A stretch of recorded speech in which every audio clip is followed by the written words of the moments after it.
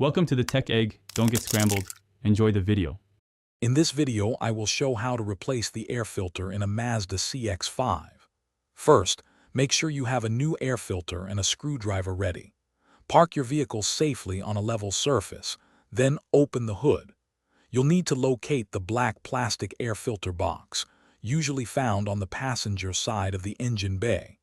This simple task can improve your car's performance and fuel efficiency. Now let's get into the air filter housing. You'll see several metal clips holding the airbox cover in place. Unclip all of them. If there are any hoses or electrical connectors attached to the cover, carefully disconnect them. Once everything is unclipped and disconnected, gently lift the entire airbox cover. This will expose the old, dirty air filter inside the housing, ready for removal. With the cover off, you can now easily remove the old air filter. Just lift it straight out.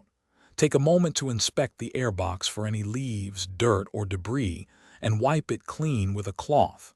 Now, carefully place your new air filter into the housing. Make sure it sits flush and securely within the box, with no gaps around the edges for air to bypass. Finally, it's time to reassemble everything. Carefully place the airbox cover back onto the housing, ensuring all clips snap securely into place. Reconnect any hoses or electrical sensors you detached earlier. Double-check that everything is tight and secure. Close your hood, start the engine, and listen for any unusual sounds. Remember to check the description for a link to little trees, black ice, and other great deals to keep your car fresh and running smoothly. Thanks for watching. Consider subscribing if I helped unscramble your problems.